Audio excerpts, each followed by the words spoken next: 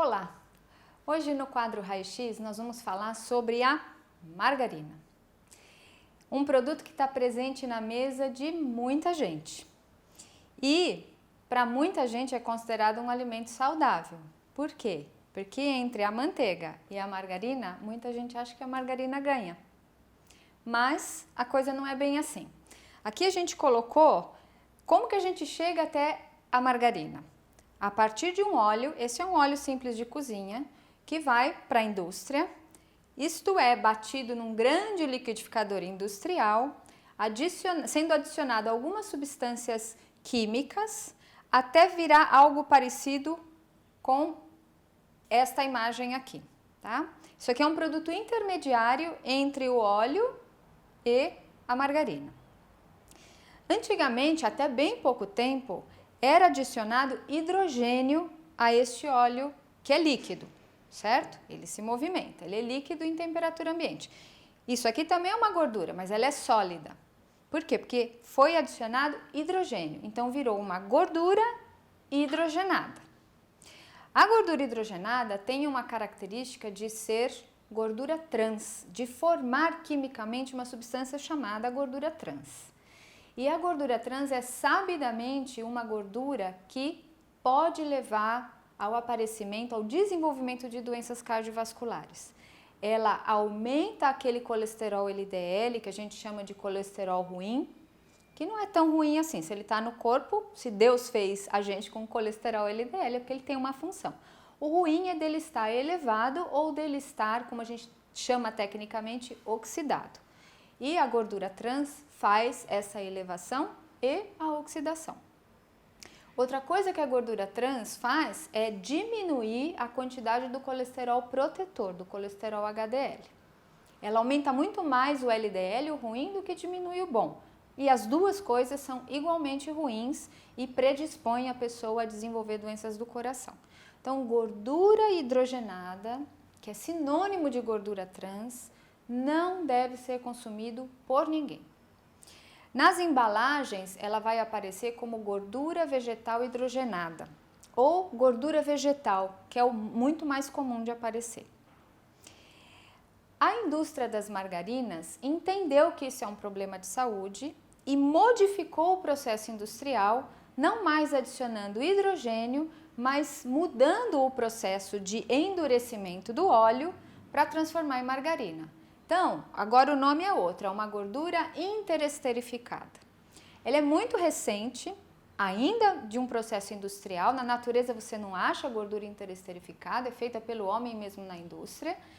E já está assim, se estudando que talvez a gordura interesterificada também favoreça o desenvolvimento de doenças cardiovasculares e até de outras doenças que a gente não sabe, porque isso é tudo muito recente.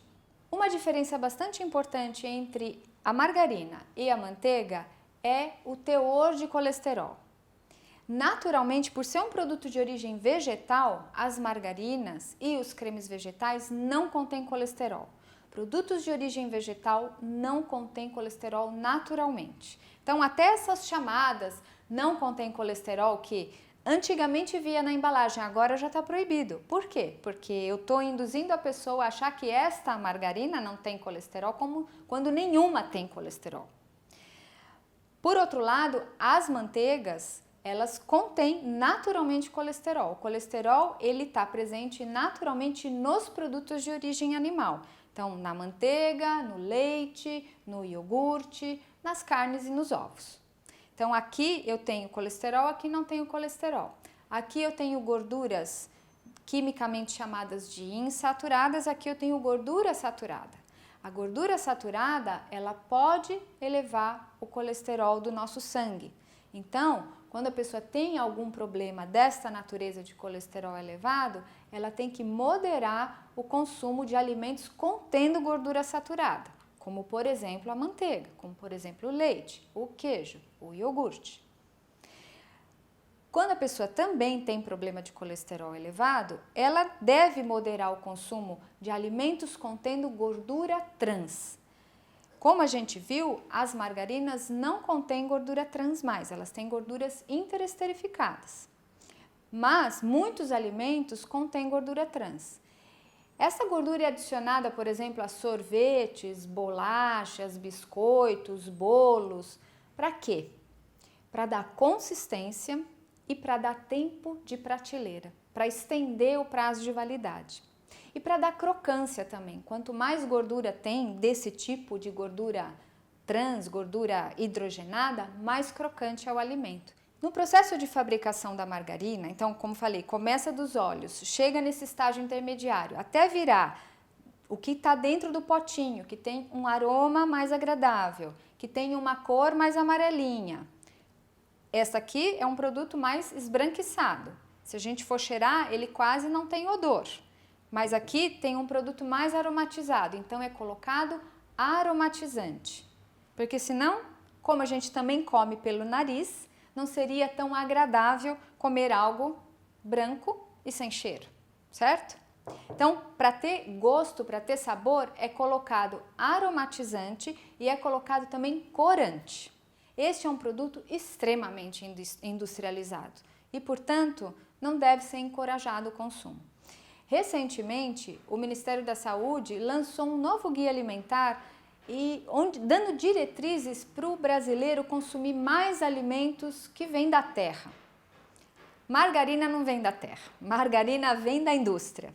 Então, o que é mais próximo que vem da terra ou que está minimamente processado? Porque esse aqui é bastante processado. O que é minimamente processado?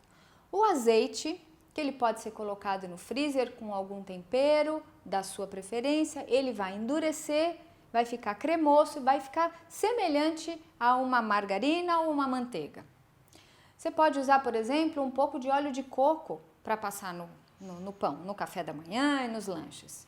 Você pode usar manteiga de gergelim, que é o tahine, para passar no pão. Pode colocar um fiozinho de melado por cima, um pouquinho de geleia. A própria geleia pura pode ser usada no café da manhã e nos lanches também. Enfim, pães, biscoitos, bolachas combinam com uma infinidade de outros alimentos que são muito mais saudáveis do que a margarina e do que a manteiga.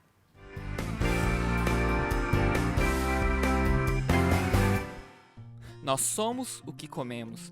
Já que as plantas fornecem os nutrientes que precisamos para sobreviver, se não alimentá-las bem, estamos finalmente não nos alimentando direito. Na natureza, podemos encontrar tudo o que precisamos para manter as plantas saudáveis e, logo, os seres humanos saudáveis. Mas a ciência encontrou atalhos para a nutrição das plantas. Será que esses atalhos valem a pena? Existem custos escondidos? Qual é a escolha mais sensata? Em vez de apenas confiar nos especialistas, podemos pôr a mão na massa cultivando um pouco da nossa própria comida. Me chamo Siloé Oliveira e eu sinto que um contato mais próximo com a natureza é essencial para que o ser humano se sinta completo. Acompanhe aqui a transformação do meu quintal em minha horta na cidade. No último episódio, você me viu construindo um canteiro Hugelkultur, rico em matéria orgânica que se decompõe com o tempo, servindo como uma esponja, capturando e conservando umidade. Apesar de ter dado um bom trabalho para construir, ele se torna um sistema de cultivo de pouca manutenção, reduzindo a necessidade de regar e adubar conforme o tempo passa. Anteriormente, eu cultivei mudas dentro de casa, e agora preciso adubar esse canteiro para poder plantá-las. Para esse canteiro de cerca de 7 metros por 1,5 metros, vou usar 4 sacos de 20 kg de adubo e esterco bem decomposto, espalhando uniformemente. Se você tem solo argiloso pesado, você deve adicionar mais matéria orgânica para melhorar a textura do solo. Infelizmente, eu ainda uso fertilizantes comprados em loja. Eu compro sacos de esterco compostado. Se eu criasse animais como galinhas, teria uma fonte constante de fertilizante como esterco. Independente do que for plantado no primeiro ano no canteiro Hugelkultur, é necessário adicionar uma fonte rica em nitrogênio, como esterco compostado. Isso porque, à medida que a madeira rica em carbono dentro do canteiro se decompõe, ela rouba o nitrogênio do solo em volta. No entanto, mais tarde, essa madeira começa a liberar nitrogênio e outros nutrientes, de forma controlada e sustentada. Se você não fornecer nitrogênio suficiente no início, suas plantas vão parar de crescer e produzir. Nitrogênio é essencial para o crescimento das plantas. E um sinal de níveis adequados de nitrogênio é a presença de folhas verdes escuras e grandes. Mesmo que o nitrogênio seja o elemento mais abundante na atmosfera, ele se encontra em uma forma que as plantas não podem realmente usá-lo. Somente quando as bactérias convertem esse nitrogênio é que ele passa a ser apresentado em uma forma que as plantas podem absorver. Curiosamente, relâmpagos convertem nitrogênio e oxigênio da atmosfera em óxido nítrico, que se oxida em dióxido de nitrogênio e em seguida em ácido nítrico, que é transportado para as plantas através da chuva. Talvez seja por isso que as plantas parecem mais vivas e verdes após tempestades com trovões, por causa da água em abundância com um pouco de nitrogênio. Mas, por que não usar um adubo químico rico em nitrogênio? Certamente o cientista dos anos 60 recomendaria isso, alegando que tudo que a planta necessita é um fertilizante sintético NPK para o crescimento acelerado, e para ele, o solo seria apenas uma substância que segura a planta em pé. Produtos químicos são suficientes. Bem, é verdade que as plantas precisam de elementos químicos, mas nenhum deles tem que ser sintético. Tudo ao nosso redor é basicamente feito de substâncias químicas, mas normalmente são moléculas complexas e orgânicas, e geralmente menos tóxicas. Quando usamos produtos químicos sintéticos, corremos risco de quebrar o equilíbrio. Por exemplo, fertilizantes químicos podem queimar as plantas, levando-as à morte. Mas um grande problema com o uso deles é que, à medida que migram para os cursos de água, causam proliferação de algas microscópicas que fazem sombra para as plantas aquáticas, reduzindo o oxigênio dissolvido na água à medida que se decompõe, criando zonas mortas. A Baía de Chesapeake, onde eu moro, tem sido assolada por isso, fazendo com que seus ecossistemas entrem em colapso e destruindo a pesca. Isso é terrível não só em termos ecológicos, mas também econômicos, já que a indústria de frutos do mar, uma vez famosa, desapareceu. Esse tipo de poluição é causada pelo uso excessivo de fertilizantes nitrogenados em geral, incluindo o uso excessivo de esterco de galinha na agricultura. Mas os fertilizantes químicos facilmente dissolúveis, usados na agricultura e em gramados, aumentam o problema. Fertilizantes químicos não só causam impacto no meio ambiente em geral, mas têm também impacto direto na saúde do seu solo. Talvez você já ouviu pessoas afirmarem que eles destroem toda a vida no solo. Embora, tecnicamente, eles não matem tudo, eles matam muitos organismos que vivem no solo. O solo é habitado por bilhões de formas de vida que estão sempre crescendo, reproduzindo, morrendo, reciclando. Uma única bactéria é capaz de produzir 16 milhões mais em 24 horas. A protozoan bacteria. Ei, Bob, você sabe como uma bactéria toma conta do mundo? Mas como? Ela divide e conquista.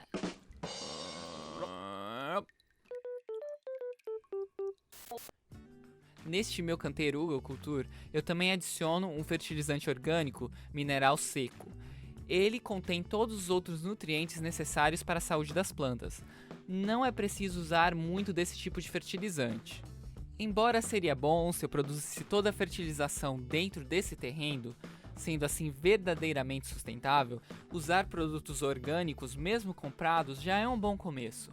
A criação do solo depende das ações de bactérias, fungos e outras formas de vida que decompõem a matéria orgânica. A adição de matéria orgânica como esterco compostado no solo vai aumentar a atividade biológica, criando essencialmente solo vivo, que libera os nutrientes que as plantas necessitam para um crescimento saudável, de uma maneira controlada e constante. Misture o fertilizante e o esterco com a camada superior de solo usando um garfo de jardim. O canteiro já está pronto para o plantio, e se tudo der certo, em apenas alguns meses já se pode desfrutar da recompensa que ele proporciona. Acompanhe o próximo episódio, quando eu planto esse canteiro utilizando conceitos do método biointensivo nesta minha horta na cidade.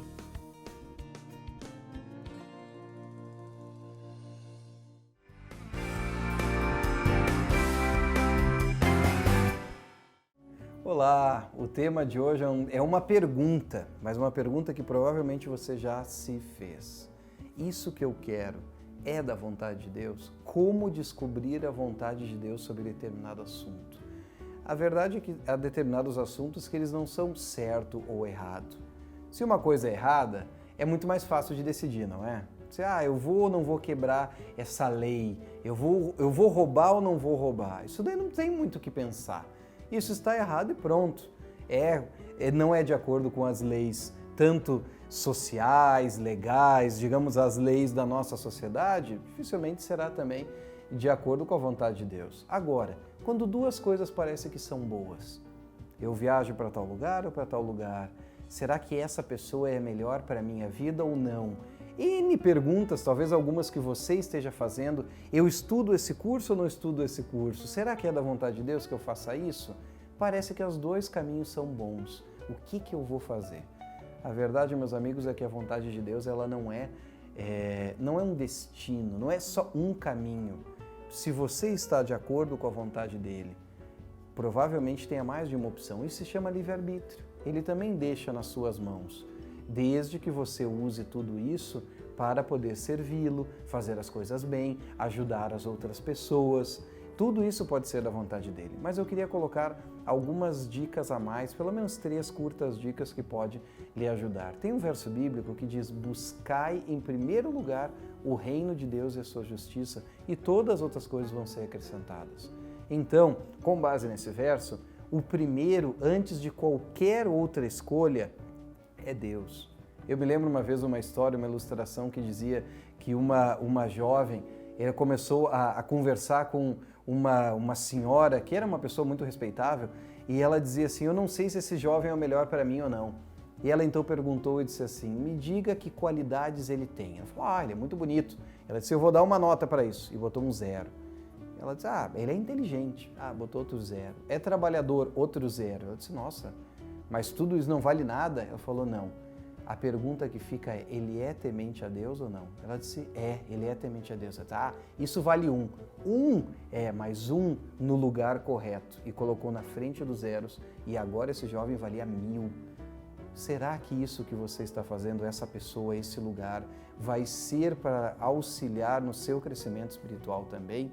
Por isso, pegue essas dicas. Primeiro lugar, se você tem essa decisão, ore sobre o assunto. Não ore para que Deus lhe apoie sobre isso. Senhor, me ajude a que dê certo. Não. Pergunta: Senhor, é da sua vontade que eu faça isso? São de manhã, períodos específicos. Deus sabe o que você precisa, mas muitas vezes eu preciso demonstrar que Ele está no controle. Segundo, estude a Bíblia.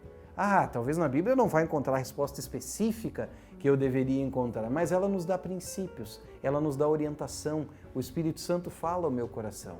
E em terceiro lugar, converse com pessoas que são pessoas experimentadas no assunto, bons conselheiros.